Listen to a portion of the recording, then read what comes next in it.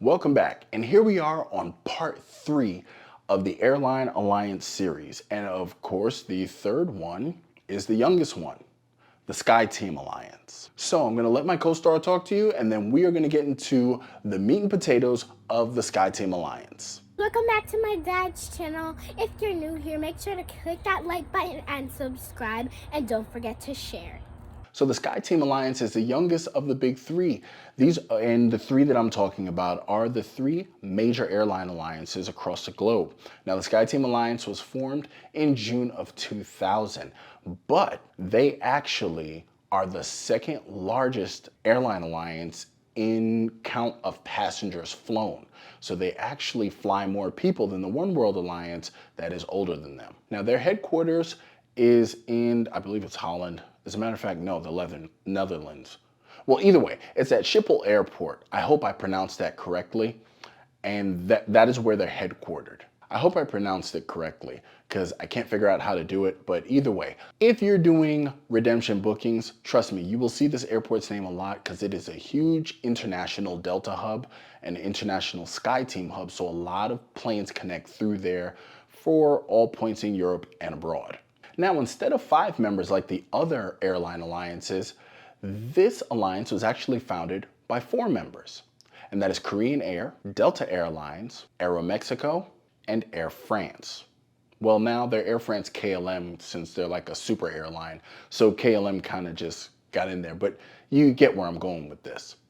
Now, also, in addition to the 4 founding airlines, 15 more in it, so there's a total of 19 members.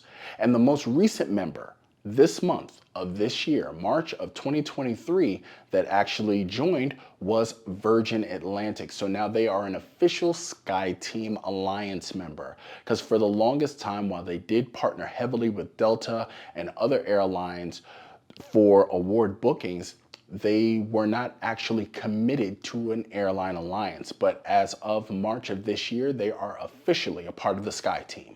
So the SkyTeam has their own global reward system, and it's called the Sky Priority Program. You will see it all over the place. If you've ever flown Delta, you've seen the red with the Sky Priority. That's their catchphrase, but it's pretty much across the system of shared airlines. Sky Priority means you're priority in the sky. Well, you know where I'm going with this. So with this program, there are only 2 tiers, and the first tier is called SkyTeam Elite.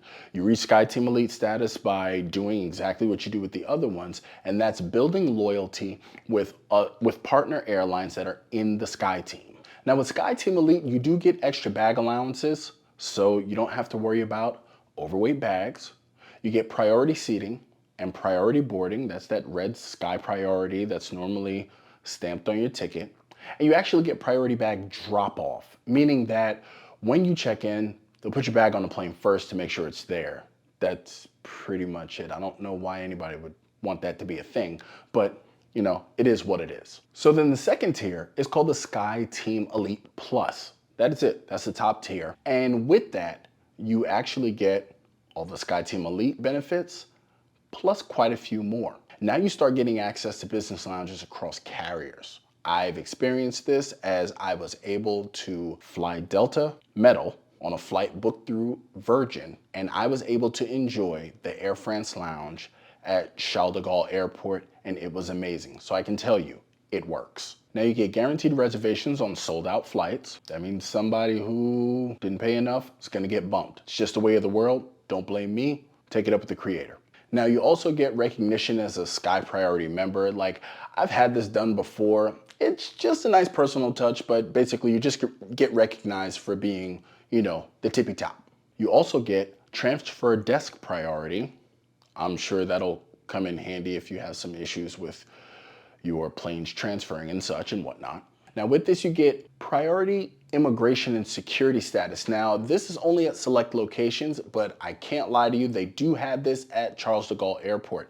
If you have an American passport, and in addition to that, your Sky Priority status is accepted, they will definitely take you to another spot. And when I say they get you through, when we checked in and we were leaving to head back to the US, they literally walked us around. We went around a corner and barely people looked at us, and we just were in with no problems whatsoever. I got to tell you, that benefit in and of itself is pretty sweet. And last but not least, you actually get the priority bag handling, not just the drop off. They actually, prioritize your bag on its entire journey. I don't know why you got to go so high in order to get it, but it is what it is. It's included in there too. So I just wanted you to know about that. Now, okay, with the SkyTeam, with our booking examples that I'm going to show you here, the fact is that most of the time people use Virgin to book Delta for domestic US flights to cut out-of-pocket costs. But sometimes they're not really that great redemption rate, so you have been fairly warned. So here we have an example of a booking from LAX to Haneda Airport in Japan. So as you can see here, there's a 6 a.m. to 2 p.m. You fly overnight, stop in Seattle. Main cabin is going to be $896 cash. So now if you simply stay on the Delta website and use points instead of cash, that'll be 52,000 points per person plus $6 out of pocket. These are all one-way main cabin, so or economy or coach or whatever you want to call it, but that is what is on Delta. So now what we're going to do is we're going to switch to Virgin, and through Virgin, you actually see that the points required is 36,000 points plus $5.60 out of pocket for the exact same flight. It's the exact same metal. So that now correlates to a 1.71 cent per point valuation for the Delta Sky Miles, or a 2.47 valuation for your Virgin Red Miles. So this one should be a no-brainer. If you're gonna book this ticket, I would book it through Virgin, same exact class, less points, plus you get more value out of it.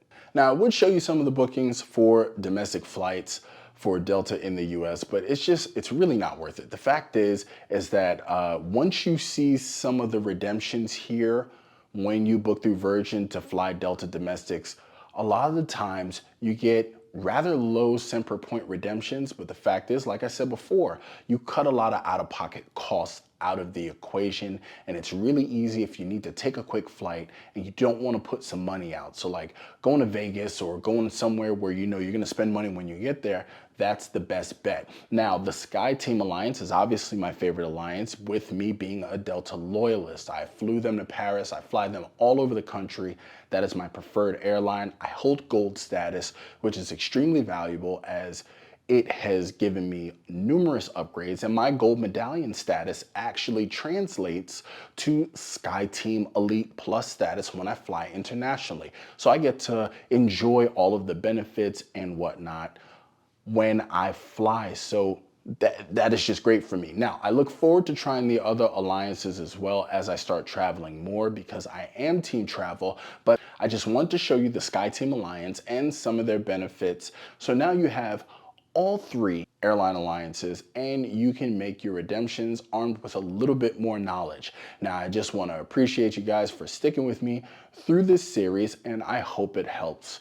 And I hope you guys can use it. So other than that, I am not going to hold you up any longer. So I'll see you later.